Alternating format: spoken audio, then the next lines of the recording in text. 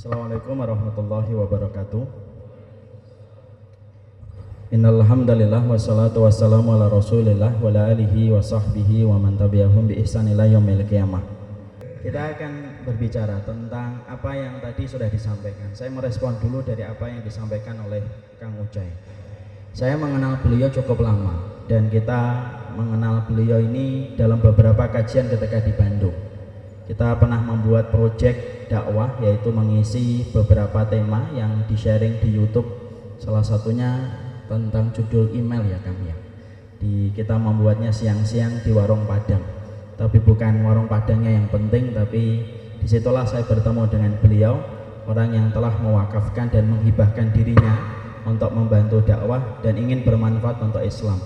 Saya membayangkan dulu orangnya semacam apa, ternyata kenyataan yang terjadi ketika saya menjumpai beliau pertama kali, orangnya sederhana, orangnya tawadhu, dan saya tidak bermaksud mencucikan siapapun di hadapan Allah, kecuali semoga Allah membenarkan prasangka saya kepada beliau. Prasangka itu adalah prasangka yang benar. Tapi disinilah kita mengetahui betul bahwasanya orang-orang yang dicintai oleh Allah itu selalu memiliki tanda, dan tanda itulah yang harus kita mengerti supaya kita paham apakah kita termasuk orang yang dicintai oleh Allah ataukah tidak. Kita ini sering sekali mengukur posisi kita di hadapan manusia, tetapi kita jarang untuk mengukur posisi kita di hadapan Allah. Dan sesungguhnya ketika kita ingin mengukur posisi kita di hadapan Allah, ada beberapa hal yang harus kita perhatikan ketika kita bercermin dalam kehidupan kita. Salah satunya yaitu adalah ketika Allah itu mencintai kita, selalu akan membimbing kita dalam perkara yang bermanfaat, dan kita ditarik oleh Allah untuk meninggalkan sesuatu yang tidak bermanfaat dari kubang dosa dan kemaksiatan. Makanya saya teringat kepada hadis Rasulullah SAW dalam hadis qudsi. Allah berfirman di dalam hadis qudsi itu, wa ma yazalu 'abdi yataqarrabu ilayya bi syai'in mimma aftaratu 'alaihi wa la yazalu 'abdi yataqarrabu ilayya bin nawafili hatta uhibbahu. Fa in kuntu ahbabtuhu kuntu sam'ahu alladhi yasma'u bihi wa basarahu alladhi yubsiru bihi wa yadahu alladhi yabtishu biha wa rijlahu allati yamshi 'alaiha wa la in sa'alani la u'tiyannahu wa la in ista'adani la u'idannahu. Allah berfirman di dalam hadis qudsi, kalau aku mendapati hambaku melakukan yang wajib dan dia melakukan perkara yang sunnah, maka aku akan mencintainya. Apa indikator Allah ketika telah jatuh cinta kepada hambanya? Indikator Allah itu apabila telah jatuh cinta kepada hambanya, Allah akan jaga matanya, Allah jaga telinganya, Allah jaga tangan dan kakinya. Apa artinya Allah jaga? Imam Nawawi rahimahullahu ta'ala menyampaikan, Allah akan jaga matanya dari perkara yang tidak bermanfaat dan perkara-perkara dosa dan kemaksiatan. Allah jaga kemudian telinganya supaya telinganya tidak mendengar sesuatu yang Allah murkai. Dan Allah akan jaga tangan dan kakinya supaya dia tidak bergerak dan tidak mendatangi perkara yang Allah benci. Dan itulah tanda kalau Allah sudah mencintai seorang hamba. Jadi ketika Allah sudah ridho di atas arasnya kepada manusia, maka Allah akan jadikan manusia yang Allah cintai itu buta. Tapi bukan buta yang tidak bisa melihat, buta, dia tidak bisa melihat kemaksiatan. Allah akan jadikan telinga orang yang Allah cintai itu tuli, tapi bukan tuli yang tidak bisa mendengar. Tuli, dia tidak bisa mendengarkan kemaksiatan dan dosa. Dan Allah akan jadikan tangan dan kakinya itu lumpuh, tapi bukan lumpuh yang tidak bisa berjalan. Dia tidak bisa mendatangi semua perkara kemaksiatan dan dosa yang dibenci oleh Allah. Disitulah kita paham, itulah indikator ketika Allah itu jatuh cinta kepada hambanya. Makanya kita dapati ada profil-profil orang yang dicintai oleh Allah, tetapi mereka selalu diselamatkan oleh Allah dari perkara yang bisa membuat mereka dibenci oleh Allah. Saya ambilkan dua contoh. Yang pertama, Nabi Yusuf. Nabi Yusuf adalah seorang nabi dan seorang rasul yang kita sepakat pasti dicintai oleh Allah. Dan nampak kecintaan Allah dan keridhaan Allah itu nampak ketika Nabi Yusuf dalam kondisi ketika beliau digoda oleh istri sang raja. Ada salah satu ayat di dalam surat Yusuf yang sering luput dari kajian kita dan perenungan kita. Allah menyampaikan di dalam surat Yusuf, laula an ra'a burhana rabbih. Kalaulah Yusuf itu tidak melihat tanda Rabbnya, pastilah Yusuf itu betul-betul akan mencampuri dan berzina dengan istri sang raja. Karena sesungguhnya yang menjadikan Yusuf tidak berzina dengan wanita yang menggodanya, karena ada sesuatu yang dilihat oleh Nabi Yusuf. Pertanyaan kita, yang dilihat Nabi Yusuf itu apa? Sampai syahwatnya Nabi Yusuf padam ketika melihat perkara itu. Padahal Nabi Yusuf itu senang gak sama wanita yang menggodanya? Senang. Kalau ada yang mengatakan Nabi Yusuf tidak senang perempuan, salah besar. Nabi Yusuf itu senang, sebagaimana wanita itu cinta betul kepada Nabi Yusuf. Apa yang dilihat oleh Nabi Yusuf sampai Nabi Yusuf mampu meninggalkan wanita itu ketika menggodanya, padahal dia sudah memberikan berbagai macam fasilitas yang bisa menjadi keuntungan bagi Yusuf untuk tidak terlihat perbuatan itu di hadapan orang banyak. Kita kalau membuka tafsir, ternyata ada banyak penyampaian yang disampaikan oleh para ulama. Salah satunya yang disampaikan ulama adalah bahwasanya yang dilihat oleh Nabi Yusuf itu adalah Allah itu memperlihatkan adab yang pedih yang Allah akan berikan kepada mereka yang berani melanggar ketentuan Allah ketika mereka berzina. Maka pandangan itu betul-betul nyata, pandangan yang langsung mengarah kepada neraka. Dan itulah yang dilihat oleh Nabi Yusuf, yang betul-betul akhirnya menjadikan Nabi Yusuf syahwatnya yang bergejolak ketika didatangi oleh istri sang raja hilang tanpa jejak dan tanpa bekas. Dan akhirnya dia lari, wanita tersebut menarik baju Yusuf dari belakang, dan itulah yang menjadi delik ketika Nabi Yusuf akhirnya dijebloskan ke dalam penjara. Di situ kita berpikir, kenapa Allah memperlihatkan adab yang pedih kepada Yusuf sampai Yusuf itu berani meninggalkan istri sang raja itu? Karena Allah mencintai Nabi Yusuf, dan indikator orang yang dicintai oleh Allah, ada yang kaya, ada yang miskin, ada yang pintar, ada yang tidak pintar, ada yang tampan, ada yang tidak tampan. Tapi orang yang dicintai oleh Allah, pasti Allah akan jadikan orang yang Allah cintai supaya dia jauh dari segala kemaksiatan dan dosa. Dan itulah yang kita lihat dari Nabi Yusuf. Ana dan antum kalau sedang mengukur posisi kita, bercermin dalam cermin kehidupan kita, kita ini termasuk dicintai oleh Allah ataukah tidak? Gampang. Pertanyaan yang kita tujukan untuk diri kita masing-masing adalah, apakah saya dan antum dimudahkan untuk berbuat kebaikan atau dimudahkan untuk berbuat kemaksiatan? Siapapun yang menjawab saya dimudahkan ketaatan, berarti Allah mengarahkan dan membimbing kita kepada perkara yang Allah ridhoi, dan itu bentuk sinyal hidayah, kode keras yang Allah kirimkan supaya kita diberikan kebaikan oleh Allah ketika dijauhkan dari kemaksiatan. Tapi sebaliknya, siapapun yang sedang diarahkan untuk menuju kepada dosa, sampai bangunnya, sampai tidurnya, sampai bercandanya tidak pernah jauh-jauh dari dosa dan kemaksiatan, maaf, itu kode keras dari Allah bahwasanya Allah membencinya, sampai Allah mencampakkan aktivitasnya tidak pernah jauh dari dosa dan kemaksiatan. Makanya sampai Rasulullah bersabda, wa min alamati sukhtillah ayushgilahu bima la yanfa. Allah itu kalau sudah benci sama orang tidak langsung mengadab, tidak langsung menyiksa sebagaimana kaum sebelum Nabi. Tapi Allah itu kalau sudah benci kepada manusia, Allah akan jadikan manusia itu disibukkan dalam perkara dosa, maksiat, sampai lembaran hidupnya tidak ada catatan kebaikannya ketika dia menghadap kepada Allah. Disitulah kita paham, itulah indikator orang yang Allah cintai. Mungkin kita ada yang bertanya, berarti orang yang Allah cintai itu belum tentu apakah mereka dulunya tidak melakukan dosa, Ustadz? Nah, sebelum kita jawab itu, kita jawab yang kedua dulu. Contoh yang kedua, siapa Ustadz orang yang dicintai oleh Allah? Contohnya adalah Rasulullah sendiri. Dalam satu riwayat Imam Ahmad yang diterangkan dalam kitab Rahiqul Maktum, yaitu kitab sirah yang menceritakan tentang perjalanan hidupnya Rasulullah. Di dalam hadis tersebut dijelaskan, Nabi pernah menyampaikan bahwasanya Nabi itu berkata, saya ini semenjak kecil sampai saya diutus menjadi Nabi dan diutus menjadi seorang Rasul, tidak pernah melakukan amalan jahiliyah kecuali hanya 2 kali saja seumur hidupku, dan itu pun dijaga oleh Allah antara diriku dengan kemaksiatan tersebut. Kapan itu? Yang pertama ketika beliau muda, kuntu ar'al ghanam, ketika saya menggembala kambing, karena Rasulullah itu penggembala kambing ketika beliau muda. Mungkin ada yang bertanya, kenapa ya Ustadz rata-rata para nabi itu penggembala kambing? Karena sesungguhnya Allah mengembalakan para nabinya untuk menggembala kambing, karena sesungguhnya menggembala kambing itu menciptakan karakter kesabaran. Makanya rata-rata nabi dan rasulnya itu penggembala kambing. Antum kalau dapat atasan tidak sabar, suruh gembala kambing, insya Allah biar sabar.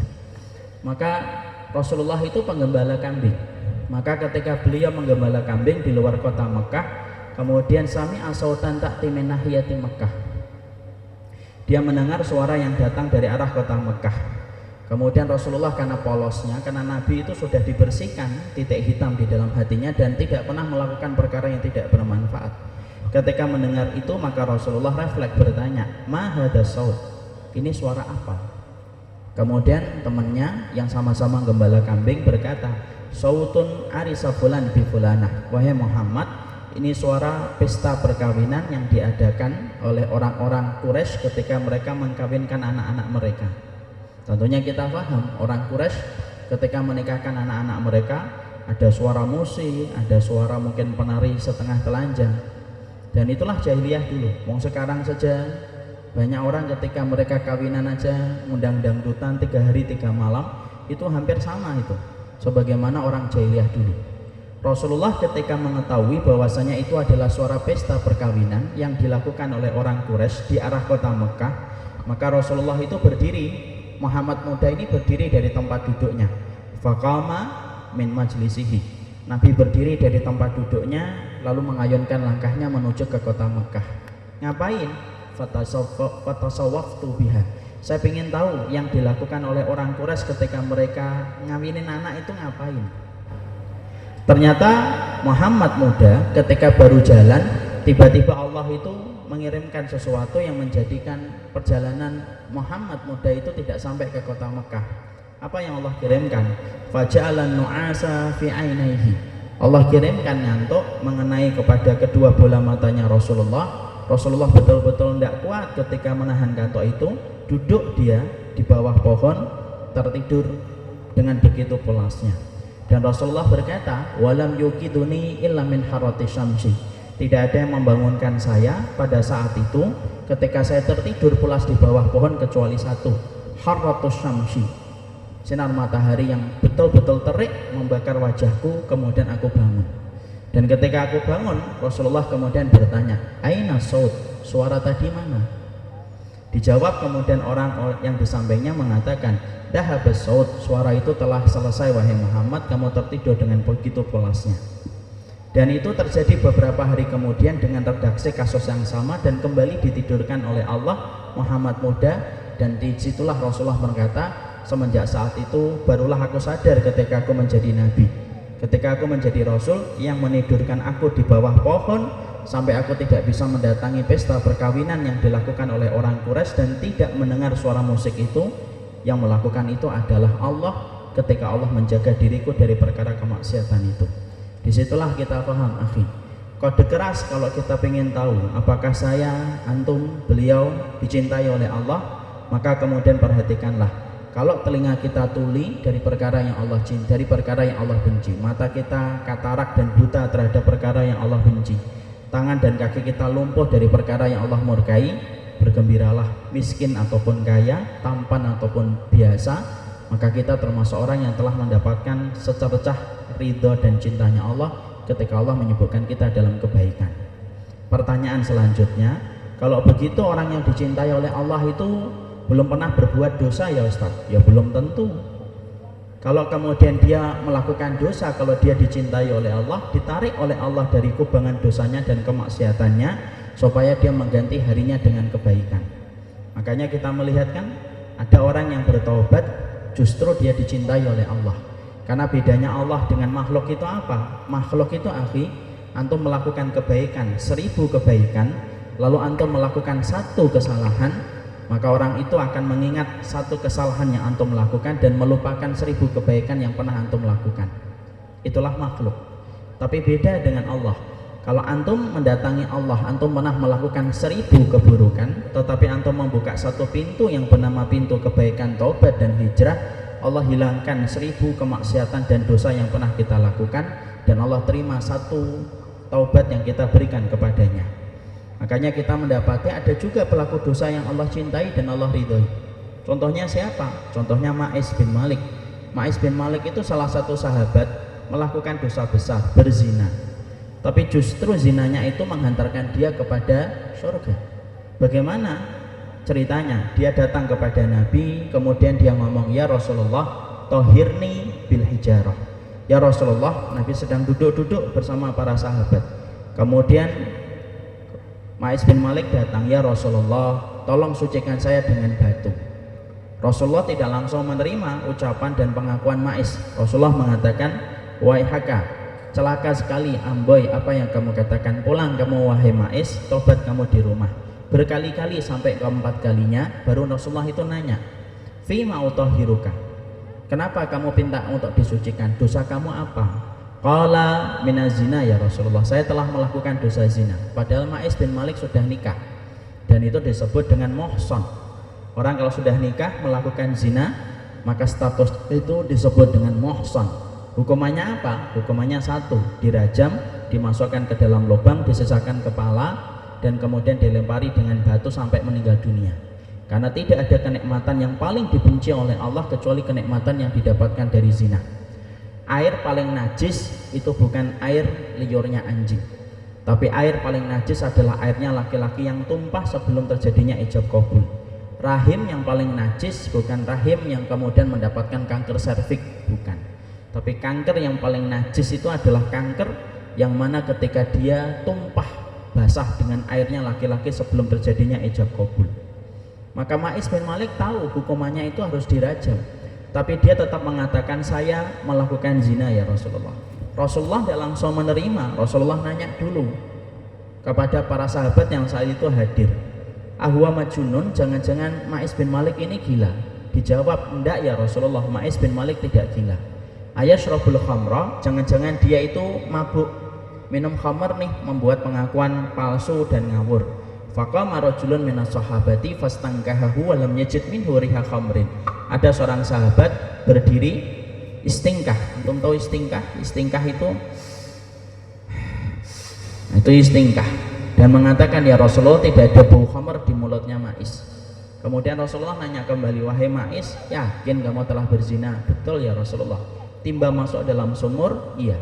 Sebagaimana celak masuk dalam tempatnya? Iya ya Rasulullah. Kemudian Nabi berkata, rajamlah Ma'is bin Malik. Diletakkan dia dalam lubang, dilempari batu. Dan antum paham ya, hukuman rajam itu tidak boleh batu yang gede, yang sekali dijatuhkan kepala pecah, tidak bisa. Batunya harus batu yang sedang. Kenapa? Supaya ketika hukuman rajam diletakkan dan ditegakkan, orang yang dirajam itu tidak langsung mati ya, supaya dia merasakan sakit dari ujung rambut sampai ujung jempol, untuk mengganti kenikmatan yang dia dapatkan dari ujung rambut sampai ujung jempol ketika berzina. Karena itulah kenikmatan yang paling dibenci oleh Allah di atas muka bumi. Dilempari batu, singkat ceritanya meninggal dunia. Dan ketika meninggal dunia, para sahabat terbagi menjadi dua. Sebagian para sahabat mengatakan Ma'is bin Malik su'ul khatimah, habis berzina, belum bertaubat dan mengganti dosanya dengan kebaikan. Sebagian para sahabat mengatakan, la, sesungguhnya dia husnul khatimah, ketakutan dia kepada Allah yang menjadikan dia itu ingin untuk bertaubat kepada Allah. Dan tahukah antum, Rasulullah itu sampai-sampai mendapati para sahabat itu berselisih 2 atau 3 hari. Fakhtalafan nasu ila firqataini fala bisa dalika ila yaumaini aw salasata ayyamin. Abu Hurairah yang menyampaikan riwayat ini sampai berkata, perbedaan para sahabat menyikapi kematian Ma'is itu sampai terjadi antara 2 dan 3 hari. Dan Rasulullah diam. Kenapa Nabi mendiamkan? Di sini perbedaan itu wajar. Makanya Nabi diam. Kenapa Nabi diam?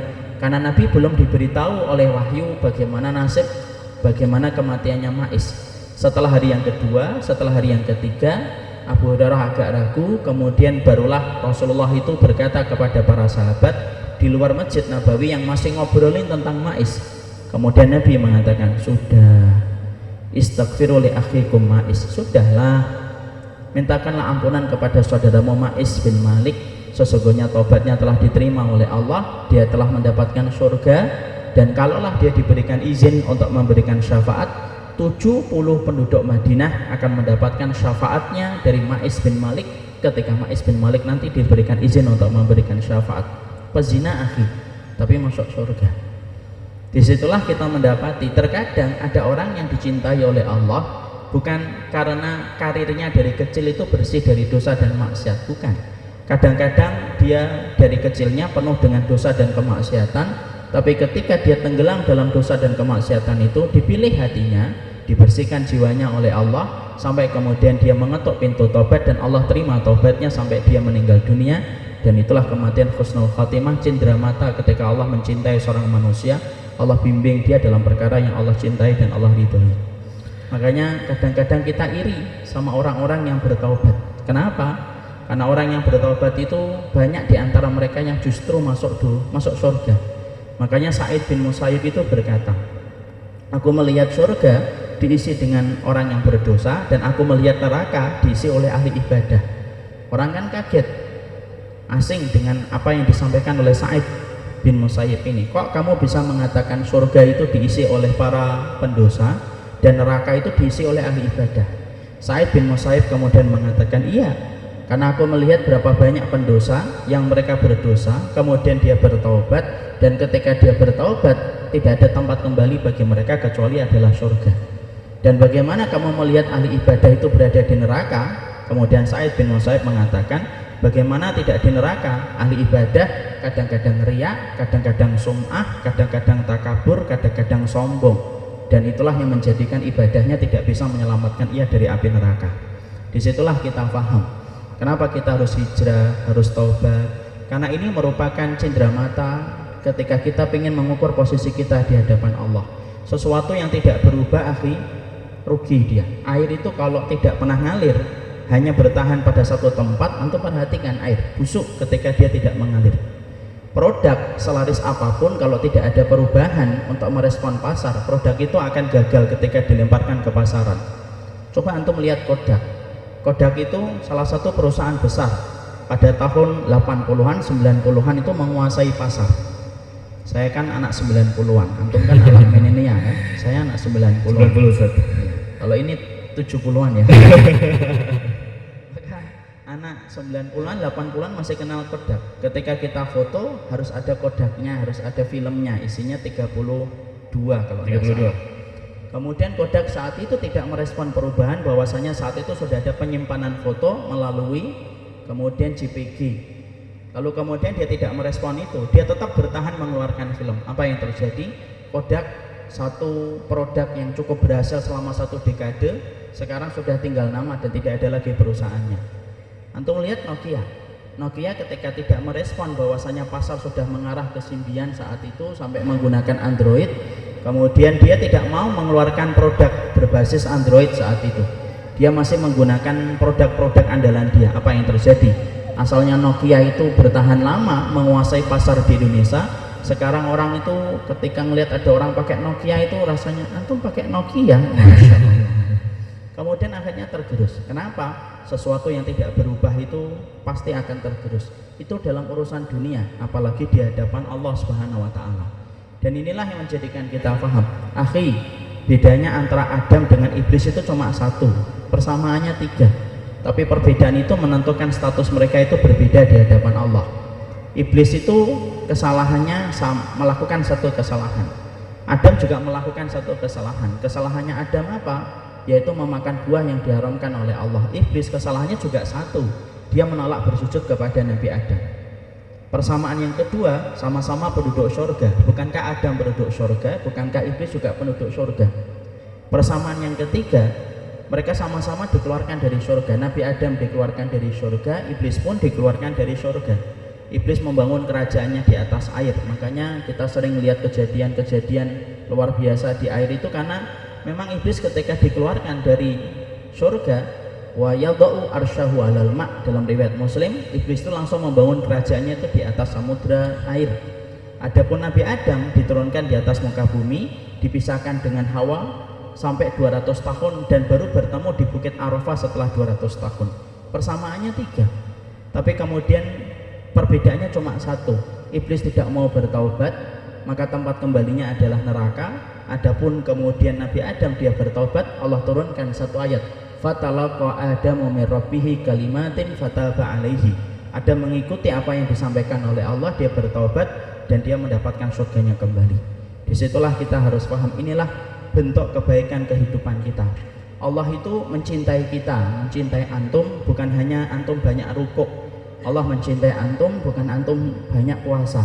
Allah itu mencintai antum bukan karena antum berulang-ulang umrah saja, Tapi Allah mencintai kita salah satunya ketika kita menjadi hamba yang pandai bertobat kepada Allah, ketika kita paham bahwasanya Allah itu maha menerima tobat dari semua dosa yang dilakukan oleh manusia. Ingat akhi, Allah tidak pernah mencari manusia yang bersih dari dosa. Kalau Allah mencari makhluk yang bersih dari dosa dan kemaksiatan, Allah tidak perlu menciptakan kita. Allah cukup menciptakan malaikat, karena malaikat itu wa nahnu nusabbihu bihamdika wa nuqaddisu lak. Malaikat itu kerjaannya itu tasbih dan beribadah sama Allah. Tapi kenapa Allah menciptakan kita padahal karakternya kita berbuat dosa dan kemaksiatan? Ya karena Allah ingin supaya setiap manusia ketika diciptakan dia ngerti bagaimana bertobat kepada Allah. Dan itulah yang kita tangkap dalam kehidupan kisah seseorang itu yang luar biasa adalah ketika mereka bertobat dari Allah, bertobat dari dosa dan kemaksiatannya. Saya ini pernah iri ya, saya cerita sedikit, bukan hanya iri sama beliau. Iri yang diperbolehkan itu namanya ghibthah. Saya pernah ngisi kajian di Lebak Bulus, acara tabligh akbar. Kemudian ada kertas ditumpuk-tumpuk pertanyaan itu. Salah satu bentuk kertas yang ditanyakan kepada saya itu sampai membuat saya membaca berulang-ulang. Antum tahu apa isi kertas pertanyaan tersebut? Ustadz, saya pernah melakukan hampir semua dosa besar. Saya pernah membunuh, saya pernah masuk penjara, saya pernah minum khamr, saya pernah berzina berkali-kali, saya pernah durhaka sama orang tua, saya tampar orang tua saya, ibu dan bapak saya. Dan saya pernah di penjara, tidak disebutkan lamanya. Tapi akhirnya sekarang saya betul-betul Masya Allah menyesali semua dosa yang saya lakukan. Dan yang terjadi adalah saya itu setiap mendengarkan kajian, mendengarkan Quran dibacakan, baru 5 menit, 10 menit tumpah air mata saya. Kadang-kadang saya malu di hadapan orang ketika saya menangis di tengah kajian. Dia bertanya, apakah gejala nangis kayak gini itu normal nggak Ustadz ketika saya takut sama Allah? Saya tuh malah iri betul saya. Kenapa saya iri sama beliau ini? Saya nggak pernah tahu. Saya mencoba untuk nyari beliau itu yang mana gitu. Saya kan tidak tahu namanya lewat kertas, saat itu yang datang juga banyak. Tapi saya iri sama beliau. Kenapa saya iri? Saya mendapati Masya Allah ya, ada banyak orang yang ketika dia berdosa, ketika bertobat, mudah sekali air matanya itu jatuh ketika menyesali dosanya. Kadang-kadang kita yang jarang berbuat dosa, malah kadang-kadang tidak mampu meneteskan air mata untuk mengingat kemaksiatan kita, karena sesungguhnya mungkin ada banyak kemaksiatan yang tidak kita sadari. Makanya saya dan antum kalau jarang meneteskan air mata, tanya sama Allah, dosa kita apa ya sampai air mata ini tidak netes. Makanya tadi saya katakan saya iri sama beliau. Kenapa? Justru dosa itulah yang menjadikan dia meneteskan air mata ketika ingat kepada dosanya. Dan disinilah kita akhirnya memahami itulah perjalanan hijrah. Tapi ikhwan, ketika seseorang telah berhijrah, tentunya tidak cukup hanya kemudian memperbaiki diri saja. Tapi sesungguhnya menjadi soleh itu tidak pernah cukup. Ada banyak kekurangan yang salah dipahami oleh masyarakat ataupun orang yang hijrah. Bahwasanya kalau hijrah itu yang penting soleh, tak, ya itu salah. Kenapa kita bisa mengatakan bahwasanya soleh itu tidak cukup dalam perjalanan hijrah? Karena memang kalau antum hanya kemudian ketika antum hijrah hanya mengejar kata soleh, maka sesungguhnya banyak pekerjaan agama ini tidak akan terselesaikan kalau kita hanya menjadi orang yang soleh. Ya, karena sesungguhnya kita harus paham ya, Nabi itu pribadi yang ketika mengajarkan sahabat, Nabi tidak pernah menjadikan para sahabat itu menjadi soleh untuk pribadinya. Tetapi Nabi ketika mengajarkan dan mentarbiyah para sahabat itu, Nabi mengajarkan bagaimana para sahabat solih secara pribadi, tetapi mereka juga menjadi muslih ketika mereka berkontribusi besar untuk agama Allah. Umar bin Khattab kalau hanya mengejar solih tak setelah dia hijrah dan masuk Islam, mungkin tidak ada cerita Mesir itu akan ditundukkan pada zaman beliau.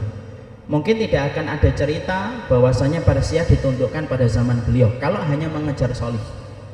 Karena salah besar akhi, kalau kita memahami sunnah, ketika kita mengikuti apa yang disampaikan Rasul, kalau frekuensi ilmu kita sama dengan frekuensi ilmu yang disampaikan Nabi, Nabi itu tidak pernah mencetak para sahabat itu hanya untuk menjadi solih untuk pribadinya. Makanya Nabi itu Masya Allah menempatkan para sahabat itu luar biasa. Di satu sisi ditarbiyah, bagaimana mereka itu terikat hubungan mereka dengan Allah itu kuat. Mereka zikir pagi, mereka sholat sunat, mereka kemudian puasa sunnah, mereka kemudian bangun malam. Tapi bukan hanya itu saja, tapi Nabi juga menggerakkan mereka dan mendudukkan mereka dengan segala potensinya untuk menegakkan agama Allah, dan itu ditempatkan Nabi tanpa mereka itu merasa, tanpa mereka menolak semua yang ditugaskan Nabi. Makanya ketika sahabat itu hijrah bersama Rasulullah, Nabi itu menempatkan ada yang jadi dai kayak siapa, Mu'ad bin Jabal diperintahkan ke Yaman, ada kayak Mus'ab bin Umair diperintahkan ke Yathrib yang akhirnya menjadi kota Madinah, ada yang kemudian menjadi komandan-komandan dalam setiap peperangan kayak Usamah bin Zaid dan Khalid bin Walid. Dan sesungguhnya yang menarik adalah tidak ada satu sahabat yang menolak ketika mereka ditugasi oleh Nabi. Tidak ada sahabat yang mengatakan, ya Rasulullah ngapain saya harus ke Yaman, lebih baik saya di Masjid Nabawi ya Rasulullah ngaji sama antum, bagaimana setiap waktunya untuk dzikir pagi dan dzikir petang.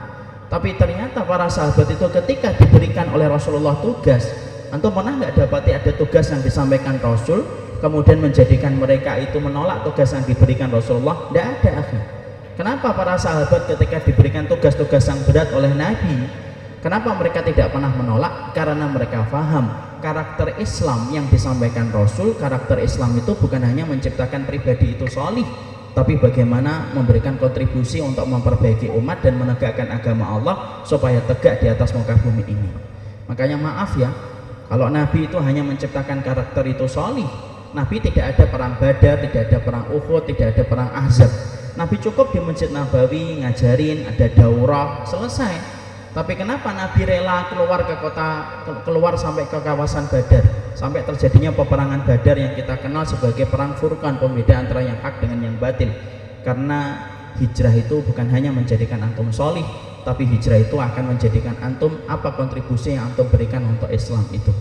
Makanya saya pernah sedih ya, ada satu kajian Ustadz, saya mencintai beliau karena Allah, tapi ada konten yang menurut saya kurang benar. Ustadznya ditanya dalam satu pertanyaan, Ustadz bagaimana antum mendapati ada isu Syiah sudah merabak kemana-mana, ada komunisme di mana-mana, gimana antum mendapati masalah itu, bagaimana pendapat antum?